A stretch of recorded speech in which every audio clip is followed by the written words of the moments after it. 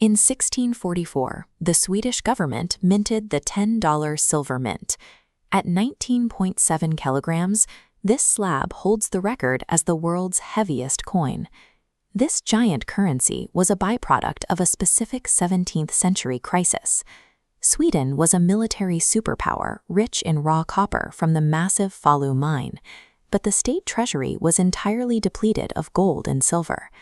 At the time, all money relied on the rule of intrinsic value. A coin's purchasing power had to exactly equal the physical market value of the metal it was made from. Because copper was vastly cheaper than silver, the math was punishing. To create a copper coin with the same value as a standard silver piece, the mint had to increase the physical size of the coin to these staggering proportions. Strict adherence to this rule turned money into a physical barrier.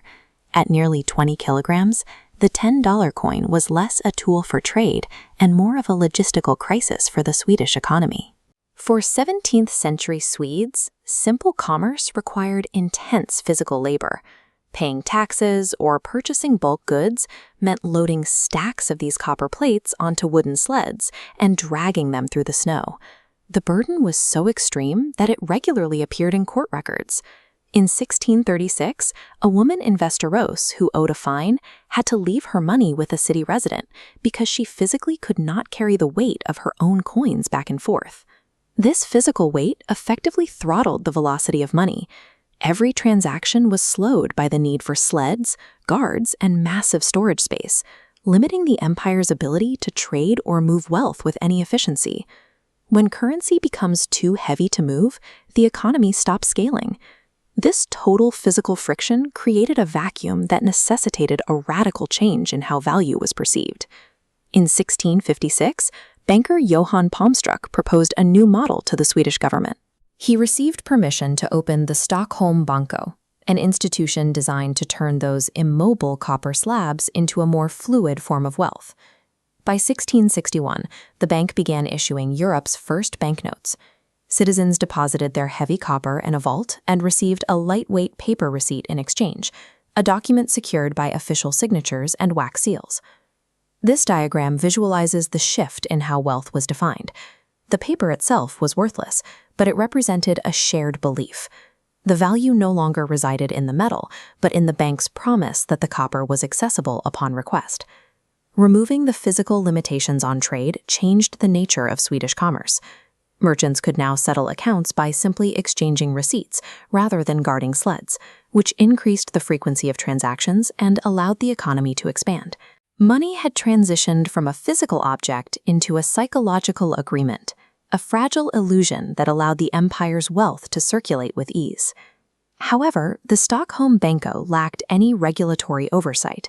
No laws or government standards existed to restrict the amount of paper Palmstruch could legally print.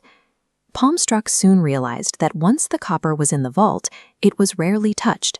This allowed him to begin printing and lending out more paper notes than the bank had copper to back them. This chart shows the divergence between reality and the bank's ledger. While physical copper reserves remained flat, paper notes skyrocketed. The rising red bar represents a growing deficit. Solvency existed only in the gap between massive paper issuance and public trust. This unbacked system was a structural hazard, built entirely on the assumption that depositors would never ask for the truth all at the same time.